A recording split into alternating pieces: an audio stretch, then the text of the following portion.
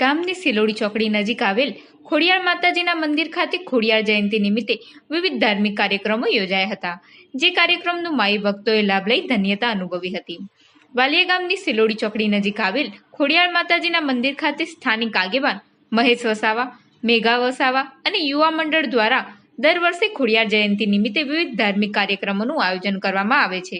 ત્યારે આ વર્ષે પણ ખોડિયાર જયંતિ નિમિત્તે વિવિધ ધાર્મિક કાર્યક્રમોનું આયોજન કરવામાં આવ્યું હતું, જેમાં માતાજીનું પૂજન અર્ચન, હવન સહિતના કાર્યક્રમો યોજાયા હતા.